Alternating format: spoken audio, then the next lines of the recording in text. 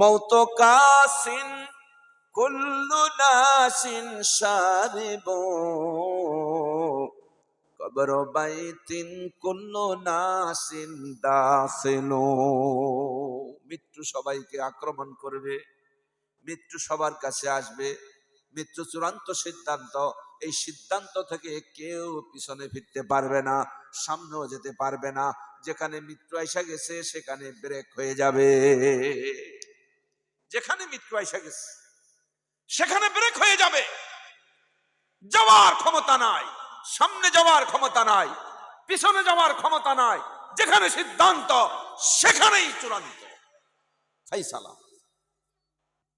আমার ভাইরা, আল্লাহ তাআলা আজরাইলকে নবীজির কাছে পাঠালেন। নবীজির কাছে পাঠাবার পর মালাকুল মউত আজরাইল আলাইহিস সালামকে আল্লাহ তাআলা বললেন, আমার হাবিবের কাছে যাবা, আমার হাবিবের কাছে গিয়ে বলবা আল্লাহ তাআলা আপনাকে দুইটা জিনিস দিতে চায়। দুইটা জিনিস, এই দুইটা জিনিস যদি আপনি গ্রহণ করেন তাহলে আপনার মওত হবে না। আর যদি এই দুইটা জিনিস আপনি না চান তাহলে মৃত্যু হয়ে যাবে। এখন আপনি দুইটা জিনিস নেবেন নাকি মৃত্যুর স্বাদ গ্রহণ করবেন? আল্লাহ তাআলা অনুমতি চেয়েছেন। জোরে বলুন সুবহানাল্লাহ। ফেরেশতাকে বলছেন নবীজির কাছে যাবে, বাহির থেকে সালাম দিবে। সুবহানাল্লাহ।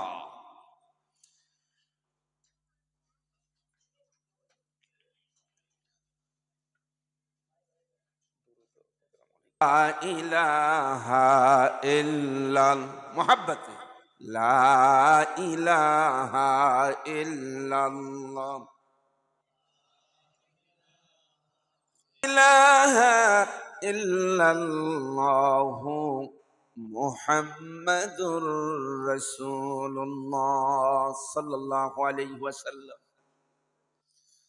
মালাকুল মউত হযরত আজরাইল আলাইহি ওয়াসাল্লাম আল্লাহর কাছে নবীজি সাল্লাল্লাহু আলাইহি সাল্লাম সম্পর্কে অনুমতি পাইলেন। মুহাম্মদ সাল্লাল্লাহু আলাইহি সাল্লামকে বলবা আল্লাহ তাআলা বলছেন দুইটা জিনিস যদি আপনি নেন, দুইটা জিনিস যদি আপনি গ্রহণ করেন তাহলে আপনার মওত হবে না। আর দুইটা জিনিস যদি আপনি গ্রহণ না করেন তাহলে আপনার মওত হয়ে যাবে। এক নাম্বার, আল্লাহ তাআলা গোটা পৃথিবীর রাজত্ব সম্পদ সব চাইতে, পৃথিবীর সবচাইতে বড় লোক, টাকা পয়সাওয়ালা, অর্থাৎ পৃথিবীর সবচাইতে বেশি সম্পদ আপনাকে দিতে চান। যদি এটা গ্রহণ করেন তাহলে মৃত্যু হবে না। আর একটা হলো কিয়ামত পর্যন্ত আল্লাহ আপনাকে হায়াত দিতে চান।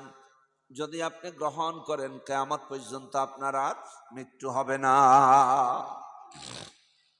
এই দুইটা জিনিস আল্লাহ তাআলা নবীজিকে দিতে চেয়েছিলেন। আল্লাহর পয়গম্বর বিশ্ব নবী সরওয়ারে কায়নাত মুহাম্মদ সাল্লাল্লাহু আলাইহি সাল্লাম বলেন, ও মালাকুল মউত, আল্লাহ তাআলাকে বলো 63 বছর হায়াত হয়ে গেছে, আমি আমার রবের কাছে যাইতে চাই। আমি দুনিয়া চাই না, বাদশাহী চাই না, কিয়ামত পর্যন্ত হায়াত চাই না। আমি আমার রবের কাছে চূড়ান্ত ভাবে চলে যেতে চাই। আল্লাহুম্মা রফিকাল আলা। হাত উঠাই বলছেন, আকাশের দিকে হাত উঠাই বলছেন আল্লাহুম্মা রফিকাল আলা। হাত উপরের দিকে উঠে গেছে। হযরত মালাকুল মউত বাহিরে দাঁড়িয়ে আছে। নবীজি কার সঙ্গে কথা বলেছেন? নবীজির আদরের কন্যা ফাতেমা। পয়গম্বর কার সাথে কথা বলেন শুনতে পেয়ে গেছেন, শুনতে পেরেছেন। নবীজি কার সাথে কথা বলেন? হযরত ফাতেমা কথাবার্তার দ্বারা বুঝতে পেরেছেন বাহিরে কেউ আসে নাই, মালাকুল মউত আসছে। আর আমার বাবার মনে হয় সময় শেষ হয়ে গেছে, বাবার কথাবার্তাই বোঝা যায়। এই কথা শোনার সঙ্গে সঙ্গে হযরতে ফাতেমা দরজা বন্ধ করে দিয়া বলতেছেন, রে মালাকুল মউত, যা যা চলে যা, আমার বাবার জান কবজ করতে আমি দিব না, দরজাও খুলবো না। যা মালাকুল মউত, চলে যা, আমার বাবাকে ছাড়া আমি বাঁচবো না, আমার আব্বাকে ছাড়া আমি থাকতে পারবো না। এইভাবে বাবার জন্য ফাতেমা রুমের ভিতরে কাঁদতেছেন। হযরত আয়েশা কাঁদতেছেন, নবীজির আদরের স্ত্রী, নবীজির আদরের সব চাইতে কলিজার টুকরা ফাতেমা বাবার জন্য কাঁদতেছেন। নবীজি কার সাথে কথা বলেছেন? মালাকুল মউতের সাথে কথা বলেছেন। না, আমি আমার আব্বাকে মৃত্যুর ফেরেশতা এত তাড়াতাড়ি করে মেরে ফেলবে, আমি সেটা দিব না। নবীজি সাল্লাল্লাহু আলাইহি ওয়াসাল্লাম বলেন, মা দরজা খুলে দাও, মালাকুল মউত অনুমতি চেয়েছে, এটা তোমার বাবার সম্মান। মালাকুল মউত দরজা খোলার অনুমতি চেয়েছেন, এটা তোমার বাবার সম্মান। দুনিয়ার কারো কাছ থেকে অনুমতি চাই না, মালাকুল মউতের অনুমতি লাগে না, দরজা খুলে দাও। দরজা খুলে দেওয়া হলো। হযরত ফাতেমা যখন কাঁদতেছেন, আল্লাহর পয়গম্বর বিশ্বনবী সাল্লাল্লাহু আলাইহি ওয়াসাল্লাম দুনিয়ার থেকে চলে যাবে।